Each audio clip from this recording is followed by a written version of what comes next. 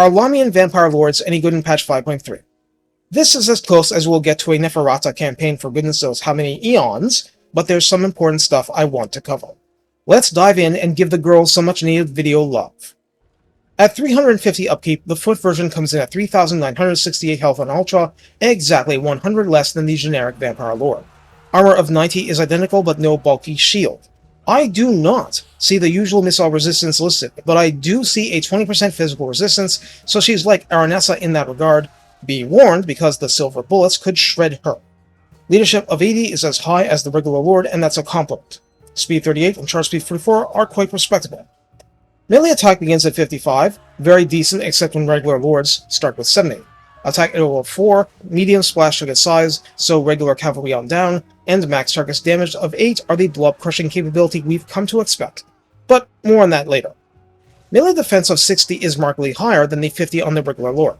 Weapon strength 480 is entirely equal, and I do believe that, like Vampire Heroes, she gets some really nice animations to go along with base damage 310 and armor piercing 170.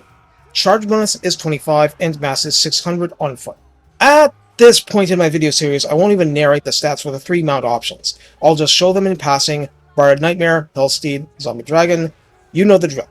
Well, how they interact does need some slight explanation. On the Barded Nightmare and Hellsteed, she keeps her 20% physical resistance, but on the Zombie Dragon, she loses that in favor of the 25% base missile resistance on the Dragon. And the differences in stats with the regular Vampire Lord are 4 less melee attack and 2 less melee defense, which is notable because she has the defensive edge prior to that.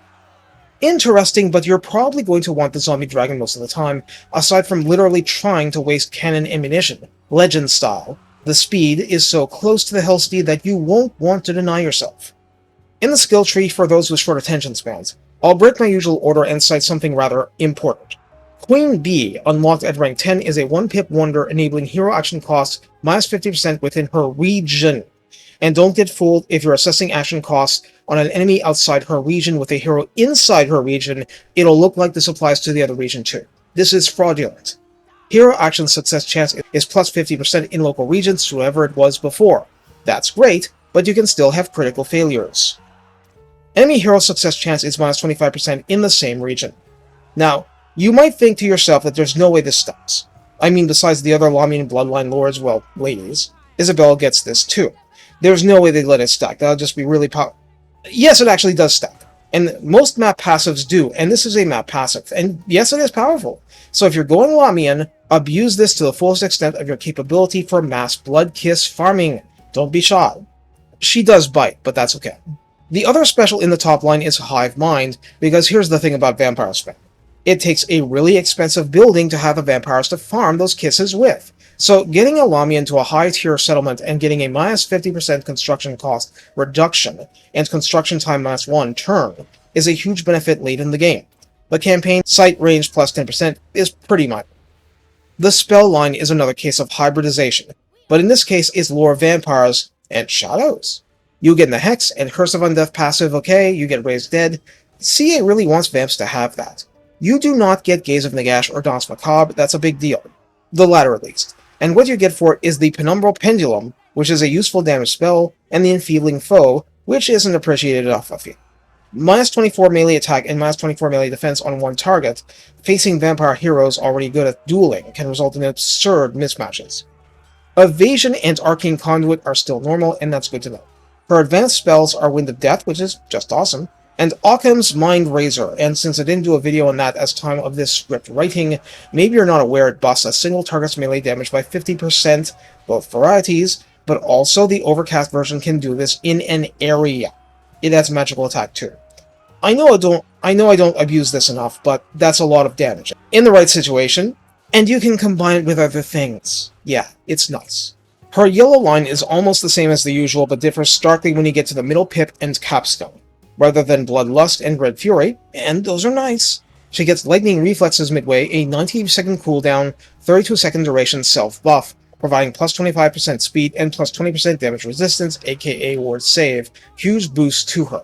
Transfix, as the capstone is an upgraded version, 120-second cooldown, actually reducing duration to 26 seconds, and the normal benefits are the same as the usual ones. The difference is that she gains the Discouraged trait for those 26 seconds. reducing leadership of melee targets by 16, be they mortal or undead or construct or demon.